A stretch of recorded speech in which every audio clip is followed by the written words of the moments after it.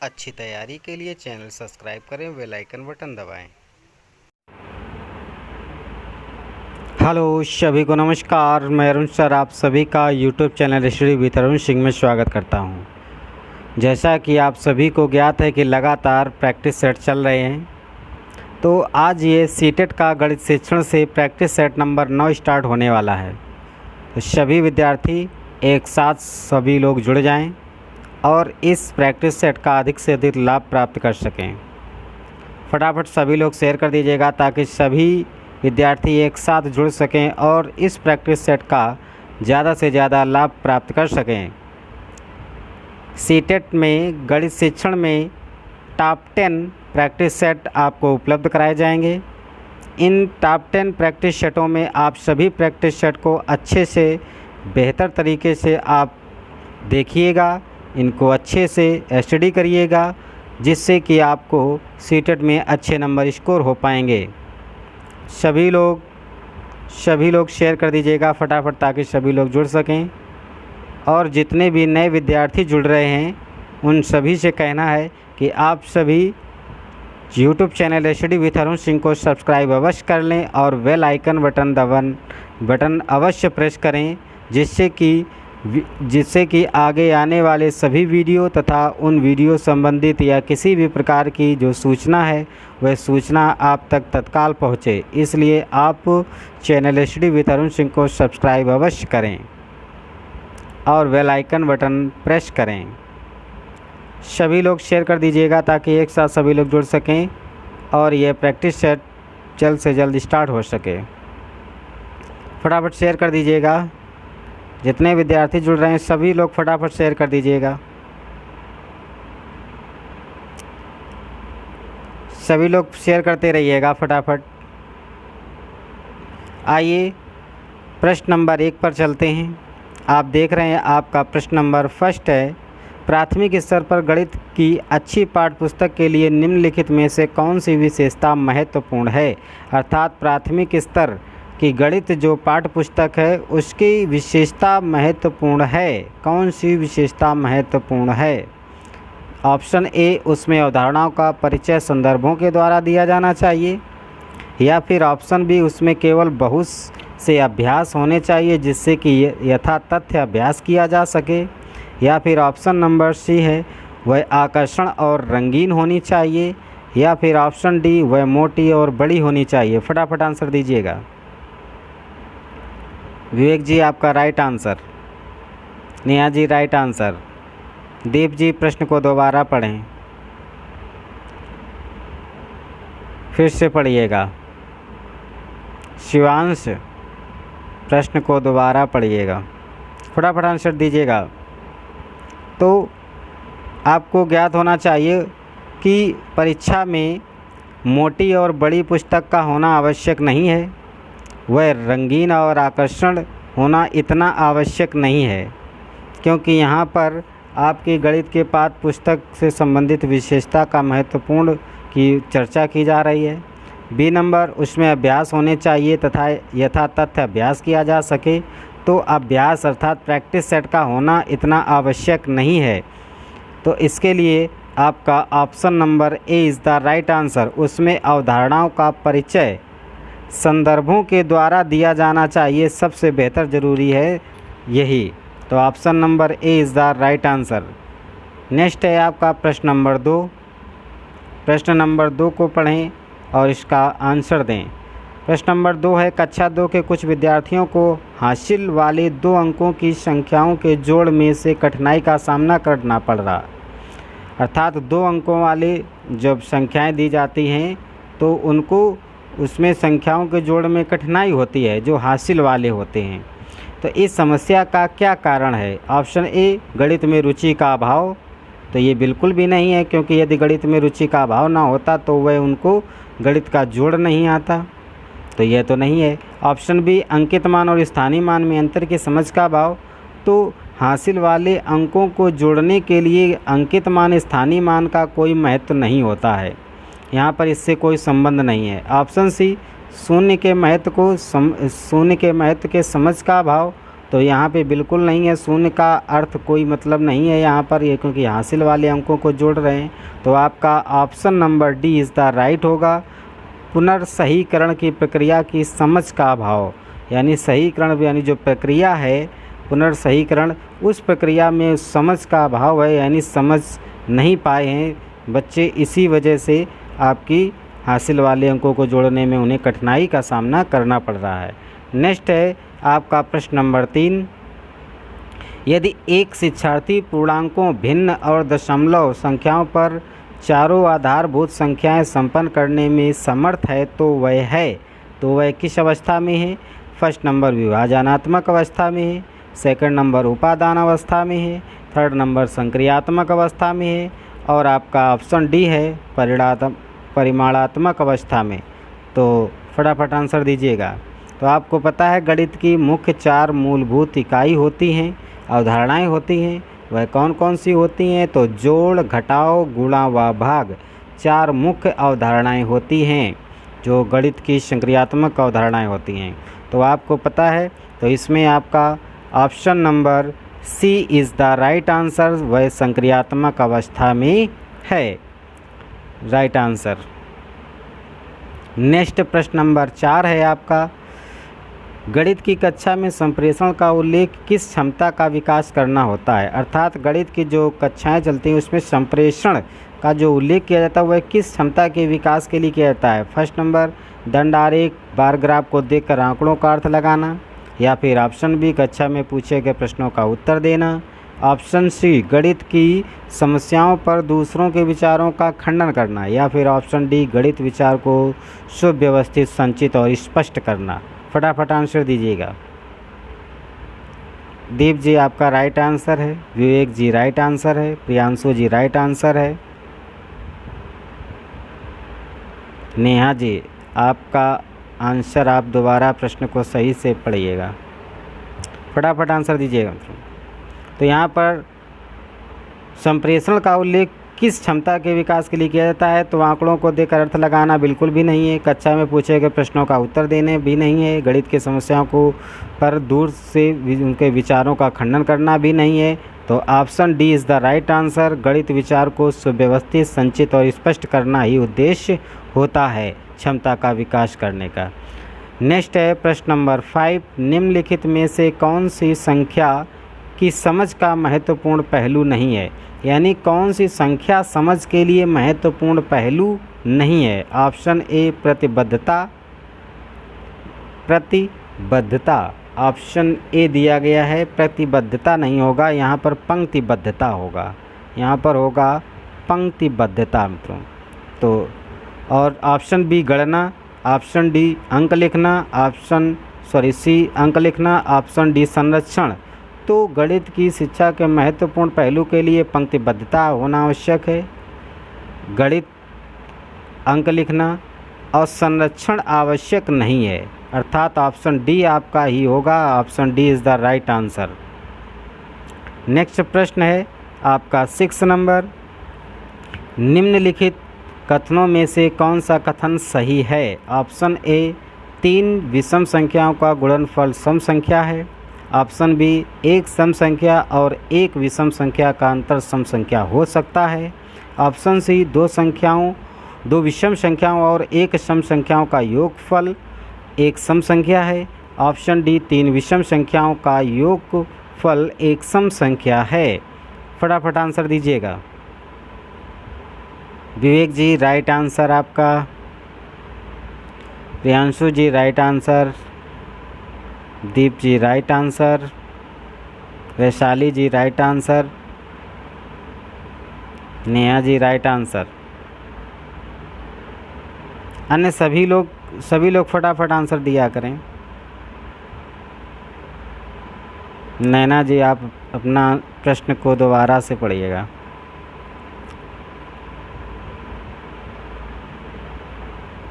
तीन विषम संख्याओं का गुणनफल सम संख्या है? तो बिल्कुल नहीं है। एक सम संख्या और एक विषम संख्या का अंतर सम संख्या हो सकता है? नहीं हो सकता है, सम संख्या अंतर नहीं हो सकता है। 2 विषम संख्या और एक सम संख्याओं का योगफल एक सम संख्या है? यह भी नहीं है। Option D is the right answer. 3 विषम संख्याओं का योगफल एक सम संख्या होता है। यह हमेशा निश्चित है।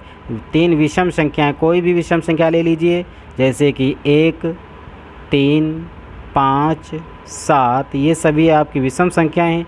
किसी भी 2 विषम संख्याओं को आप जोड़ दीजिए, उसका जो योग होगा वह सम संख्या ही सदैव होगा। 3 1 जोड़ दीजिए तो 4 हो गया, ये 4 आया तो ये सम संख्या है। यदि 3 और 7 को जोड़ेंगे तो 7 3 10 आ गया, तो 10 भी आपकी सम संख्या है। इसी प्रकार यदि आप 3 और 5 को जोड़ेंगे तो 5 3 आपका 8 होता है, यह भी एक सम संख्या है। तो आप देख रहे हैं किसी भी यानी 3 विषम संख्याओं का योगफल, 3 विषम संख्याएं दे रहा है, तो कोई भी 2 की जगह 3 आप जोड़ लीजिएगा, वही आपका हो जाएगा। तो आपका option number D is the right answer होगा। नेक्स्ट प्रश्न है आपका 7 नंबर प्रश्न में है, गणित की शिक्षा का मुख्य ध्येय है। गणित की शिक्षा का मुख्य ध्येय है तो बताइएगा। ऑप्शन नंबर ए है ज्यामिति के प्रयोगों और उनके परिमाणों का स्वतंत्र रूप से सृजन करना। ऑप्शन बी विद्यार्थियों को गणित समझने में सहायता करना। ऑप्शन सी उपयोगी क्षमताओं को विकसित करना। ऑप्शन डी बच्चों की गणितीय प्रतिभाओं का विकास करना। फटाफट आंसर दीजिएगा, फटाफट आंसर दीजिएगा। गणित की शिक्षा का मुख्य उद्देश्य क्या है, अर्थात बच्चों को गणित की शिक्षा देने का जो मुख्य ध्येय है, जो मुख्य उद्देश्य है, वह क्या है। क्या उनको ज्यामितीय प्रयोगों परिणामों स्वतंत्र रूप से सृजन करना, यानी ज्यामितीय प्रमेयों और प्रयोगों पर केवल सृजन करने के लिए होता है, या विद्यार्थियों को गणित समझाने में सहायता केवल करने के लिए शिक्षा का उद्देश्य है कि उनको गणित सिखाया जा सके, या उपयोगी क्षमताओं को विकसित करना है, या फिर बच्चों की गणितीय प्रतिभाओं का विकास करना है। तो गणित का जो मुख्य उद्देश्य होता है वह option number D is the right answer. बच्चों की गणितीय प्रतिभाओं का विकास करना इसका मुख्य उद्देश्य है। विवेक जी आपका right answer, Deep ji right answer, Priyanshu जी राइट आंसर, नैना जी राइट आंसर। नेक्स्ट आपका प्रश्न नंबर है आपका 8। प्रश्न नंबर 8 है आपका, गणित की पाठ्यपुस्तक में विभिन्न प्रकरणों में खंड अभ्यास समय को समावेशित करने का उद्देश्य है। ऑप्शन नंबर ए विद्यार्थियों को आनंद व मस्ती प्रदान कराना है क्या, या ऑप्शन नंबर बी दैनिक जीवनचर्या में बदलाव करना है, या ऑप्शन सी समय का बेहतर सदुपयोग सुनिश्चित कराना है, या फिर ऑप्शन डी विस्तृत अधिगम अवसर प्रदान कराना है। प्रश्न नंबर 8 का आंसर दीजिएगा फटाफट।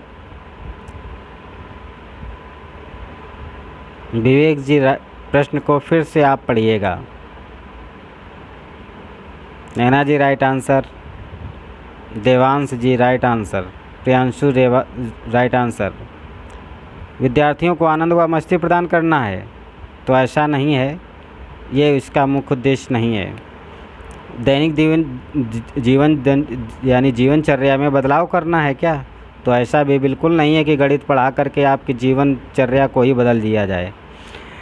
ऑप्शन सी समय का बेहतर सदुपयोग सुनिश्चित करना है, तो सदुपयोग करना गणित नहीं बताती है। गणित का जो मुख्य उद्देश्य है वह option number D is the right answer, विस्तृत अधिगम अवसर प्रदान कराना है। अधिगम यानी विस्तृत यानी विस्तार से अधिगम अवसर प्रदान करने का मुख्य उद्देश्य है। नेक्स्ट आपका प्रश्न नंबर 9 पे चलते हैं। नेक्स्ट प्रश्न नंबर 9 है आपका, आकृतियों की इकाई से अध्यापक विद्यार्थियों से आकृतियों के उपयोग की सहायता से किसी भी चित्र की रचना करने के लिए कहता है। इस क्रियाकलाप में निम्नलिखित में से कौन सा उद्देश्य प्राप्त किया जा सकता है, यानी एक अध्यापक है, वह विद्यार्थियों से आकृतियों के उपयोग की सहायता के लिए, यानी आकृतियाँ दी गई हैं और उन आकृतियों की सहायता से चित्र की रचना करने के लिए कहता है। तो उसका मुख्य जो अध्यापक का जो उद्देश्य है वह क्या है, वह अनुप्रयोग करना है, या समझ या बोध का है, या ज्ञान का है, या रचना व सृजन का है। फटाफट आंसर दीजिएगा, फटाफट आंसर दीजिएगा सभी लोगों को, फटाफट आंसर दीजिएगा। विवेक जी राइट आंसर, निया जी राइट आंसर, सैपाली जी राइट आंसर आपका भी। फटाफट आंसर दीजिएगा। तो इसमें जो अध्यापक का मुख्य उद्देश्य रहा है कि आकृतियों की सहायता से चित्र की रचना करने के लिए कहता है, उसका मुख्य जो उद्देश्य है वह रचना करना और सृजन करना, क्योंकि सृजन और रचनात्मक कार्यों से आप जानते हैं कि जो छात्र होते हैं उनकी मानसिक विकास जो होता है वह वृद्धि यानी होती है, मानसिक विकास क्षमता में वृद्धि होती है, इसलिए उसने रचनात्मक और सृजनात्मक कार्यों के लिए उन्हें प्रेरित किया जाता है और शिक्षा के प्रति वह जागरूक भी होते हैं। नेक्स्ट है आपका प्रश्न नंबर 10।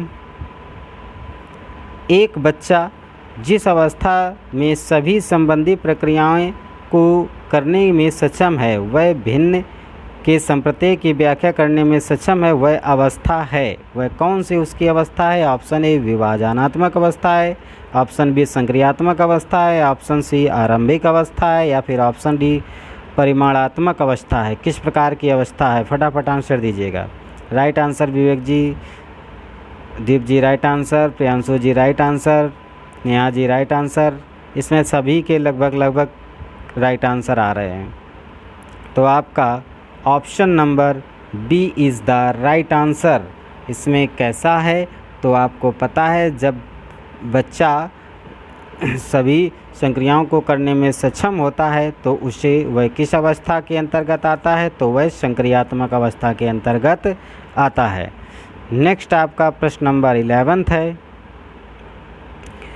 सभी विद्यार्थीगण जितने भी टॉप 10 आपके प्रैक्टिस सेट दिए जाएंगे, आप इन सभी टॉप 10 यानी 10 प्रैक्टिस सेट जो गणित शिक्षण से संबंधित हैं, इन सभी आप प्रैक्टिस सेटों को अच्छे से तैयार करिएगा, क्योंकि इसमें सभी जितने भी बहुत ही महत्वपूर्ण प्रश्न हैं उन सभी महत्वपूर्ण प्रश्नों की चर्चा की है।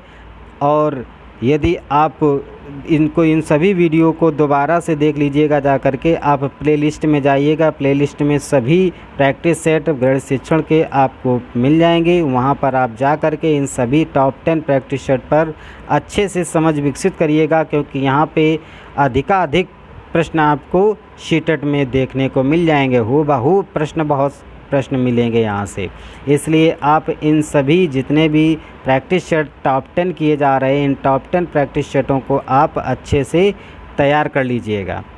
तो नेक्स्ट है प्रश्न नंबर 11। राष्ट्रीय पाठचर्या रूपरेखा 2005 के अनुसार विद्यालय में गणित शिक्षण का संकीर्ण उद्देश्य है। क्या उद्देश्य है? ऑप्शन ए रैखिक बीजगणित से संबंधित दैनिक जीवन की समस्याओं की शिक्षा, ऑप्शन बी संख्यात्मक कौशलों का विकास, ऑप्शन सी आपका है बीजगणित पढ़ाना, ऑप्शन डी है परिकलन व मापन पढ़ाना।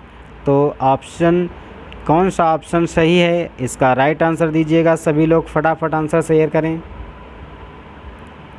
फटाफट आंसर शेयर करिएगा। तो राष्ट्रीय पाठचर्या रूपरेखा 2005 के अनुसार आप सभी को ज्ञात होना चाहिए कि संख्यात्मक कौशलों का विकास करना ही मुख्य उद्देश्य है। तो option number B is the right answer. Deep ji right answer, Neha ji right answer. Next प्रश्न नंबर है आपका 12। आकांक्षा गणित की एक अच्छी अध्यापिका बनना चाहती है। गणित की अच्छी अध्यापिका के लिए आवश्यक है कि उसके पास क्या होना चाहिए? ऑप्शन ए अच्छा संप्रेषण कौशल तथा बंद अंत वाले प्रश्न का अच्छा ज्ञान होना चाहिए, ऑप्शन बी गणित विषय वस्तु को वास्तविक जीवन से जुड़ने के लिए अवधारणात्मक ज्ञान समझ और योग्यता होनी चाहिए, ऑप्शन सी संख्या पद्धति बीजगणित ज्यामिति का अच्छा ज्ञान होना चाहिए, ऑप्शन डी बिना समय लगाए सवालों को हल करने की योग्यता होनी चाहिए। ऑप्शन कौन सा ऑप्शन इसमें राइट है? फटाफट आंसर शेयर करिएगा। प्रश्न नंबर 12।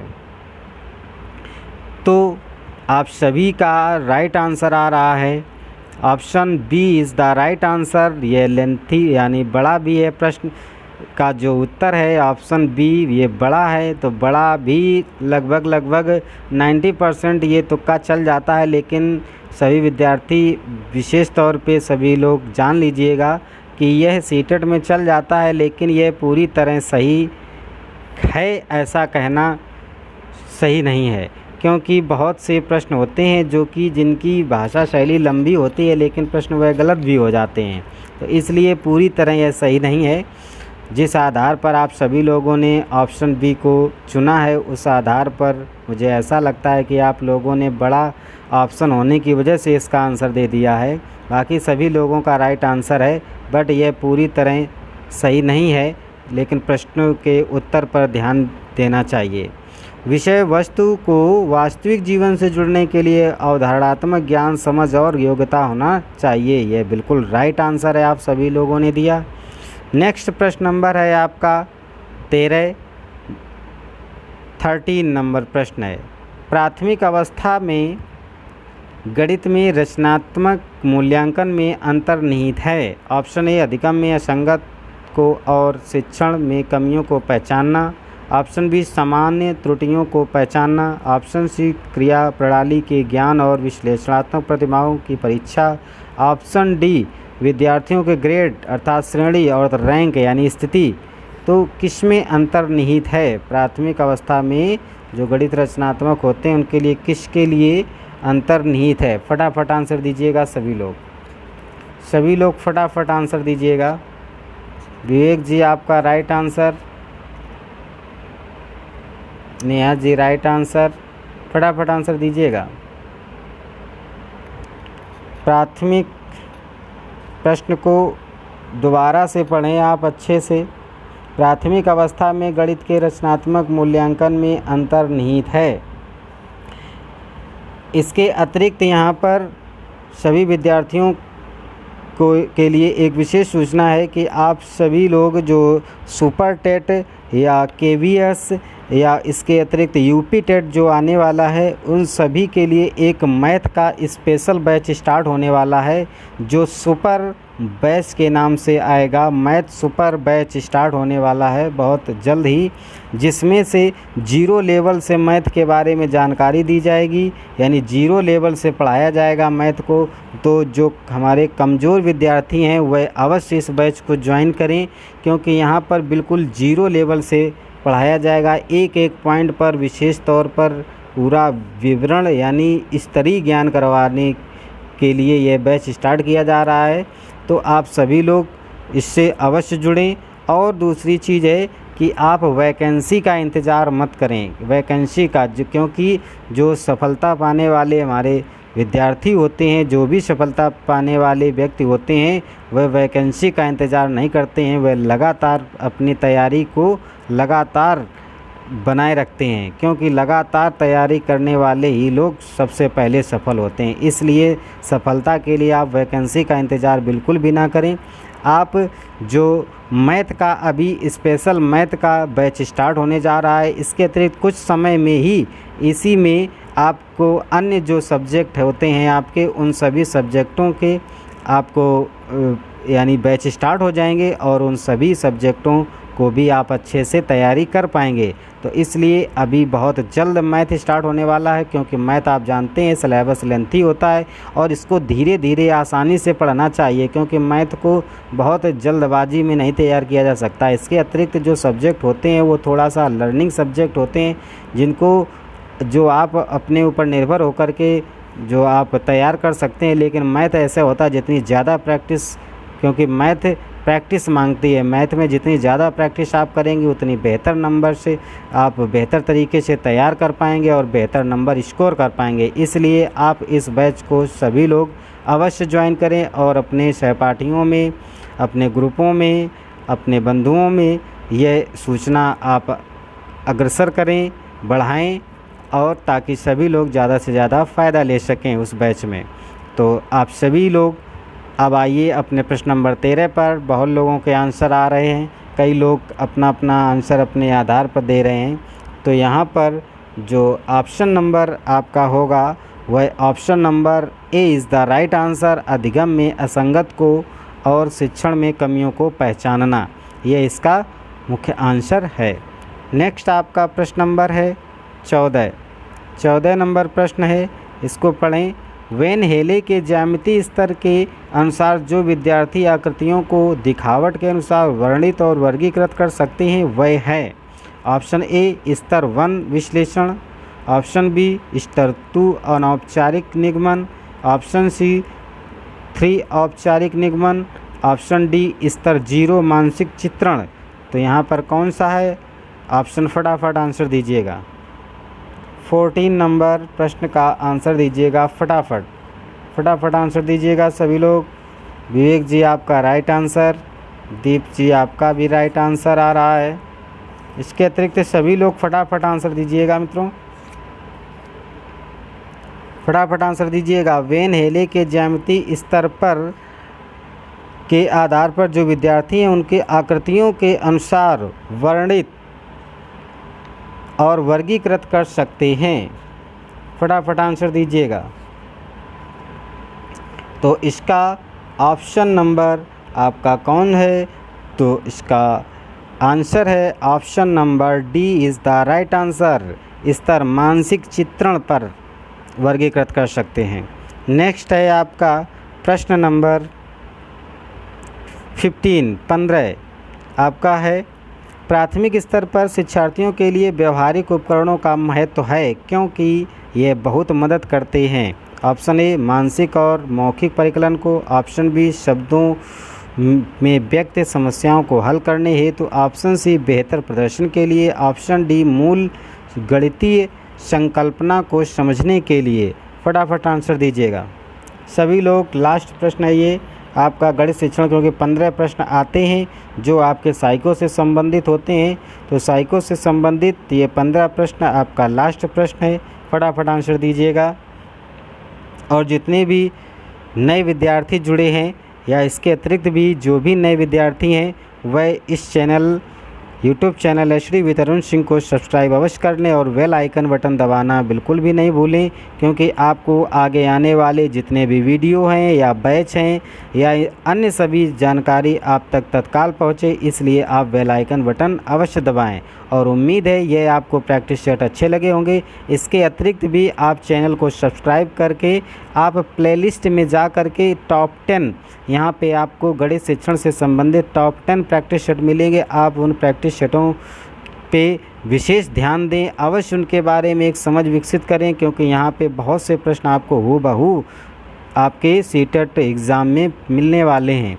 इसलिए आप इन टॉप 10 प्रैक्टिस सेट पर एक विशेष नज़र बनाए रखें ताकि आप अच्छे नंबर स्कोर कर पाएँ। तो इसका आंसर दीजिएगा, फटाफट आंसर दीजिएगा सभी लोग।